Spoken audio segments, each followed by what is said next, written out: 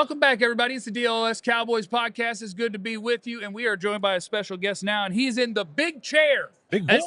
Today is our Big Brothers Big Sisters donation day. We're trying to raise money for our friends at Big Brothers Big Sisters, and so you are in the big chair. All right. And when I tell you this is the greatest college football analyst on planet Earth, bar none, hands down, Brian Jones. I mean every word I said. Yeah. That's a ton of pressure. That's what I'm going to start with. What I'm going to start with is not a question. Okay. It's just all the praise in the world. When can I come back? I already booked my next visit.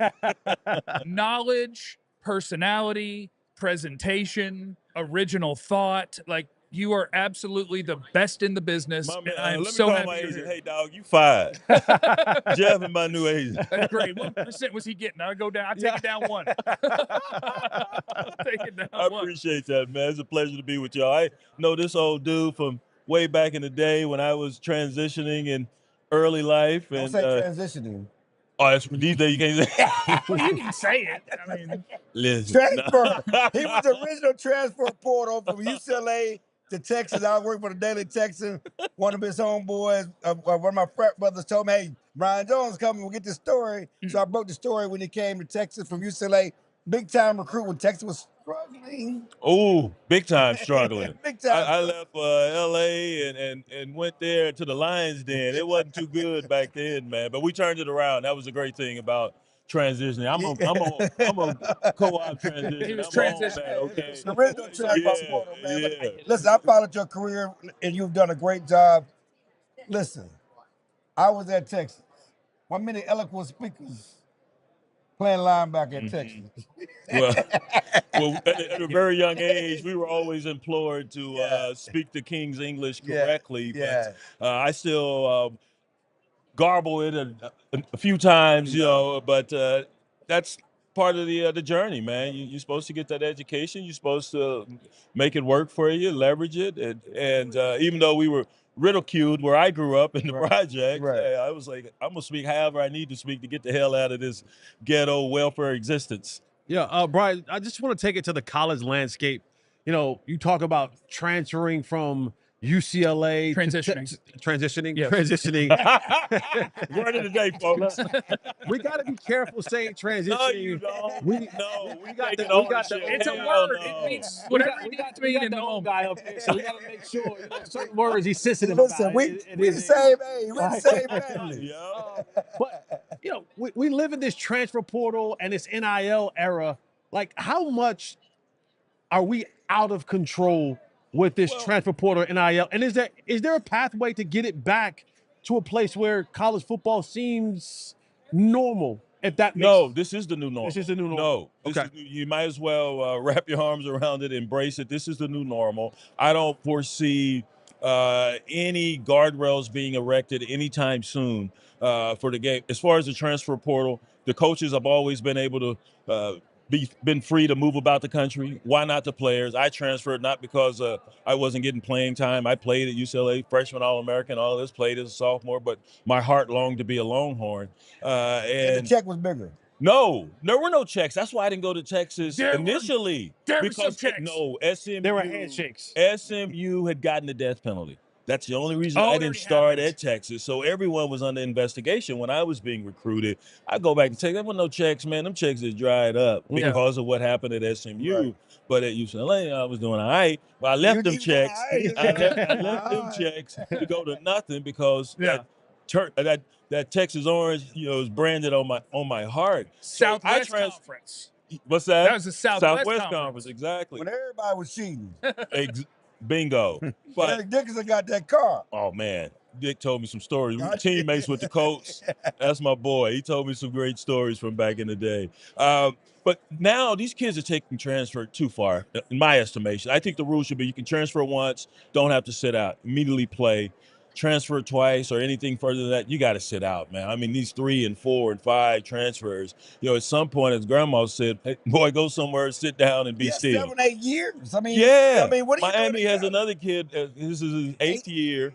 It's ridiculous. I know you factor in the COVID years and all that, but wow. And no, it's not going back to yesteryear. The NCAA had an opportunity to be proactive decades ago.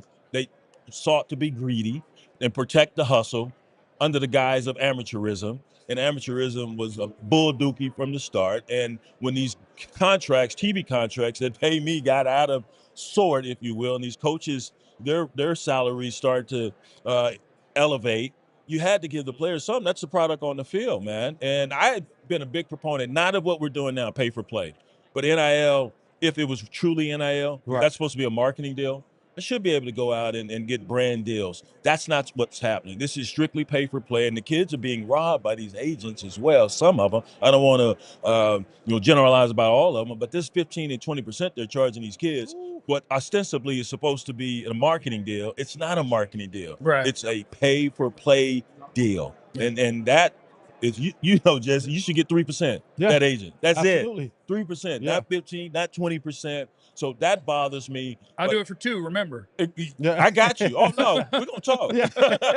Listen. He went from bull dookie to ostensibly.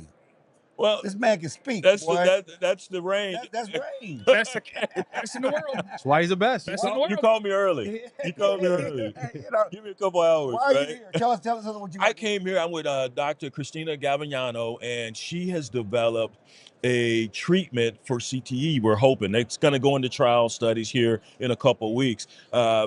It's already been approved for other afflictions, and the great thing about it is she has identified inflammation as the key driver in a lot of the afflictions in which we encounter, whether it's Parkinson, it's HIV, it's dementia, all those things, Alzheimer's. And she sees the same in CTE as well. And if we can mitigate or eliminate the inflammation, that may provide a roadmap for curing or reversing the effects of CTE. So those trials are forthcoming, and we're here to spread the word about that. And she's done some amazing work, partnered with the Harvard Institute and Chris Nowitzki and his group, man, that foundation who's always been at the forefront of this CTE conversation. So that's why I'm here. We're promoting Dr. Gavignano's work and her forthcoming studies.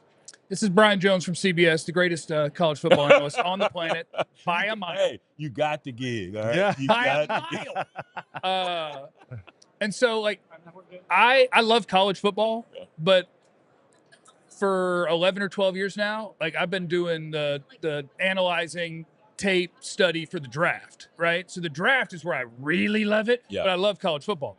Cowboys defense last year was bull dookie. Bull dookie. Ostensibly bull dookie. Ostensibly bull dookie. Played much better when they got Quentin Williams. It was transitioning. Yeah. It was transitioning. It was transition, no doubt. From terrible to whatever is next. Yeah. So my question for you is, amongst the college ranks and the guys who are draft prospects for this year, are you a believer that in a player being like a culture changer, the way they play, the way they approach it, and do you see any of those that you love in this draft? Yes, they can be a cultural change, depending on the person and the manner of how they go about their business. I just emceed the Earl Campbell Tyler Rose Award, and they recognize Mean Joe Green, who doesn't like to be called Mean Joe Green anymore, just Joe Green. Okay. And just reading his bio and the things that Coach Knowles said about him back in the day, because he was the catalyst for the change there at Pittsburgh. They were perennial losers there. And Joe Green comes in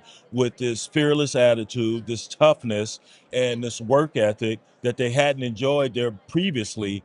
And the rest is history. Once they start stacking layer upon layer as far as players there. And so, yeah, you can bring guys in that have that work ethic. They don't have to be the yellers. And I'll go back to when I went to Texas.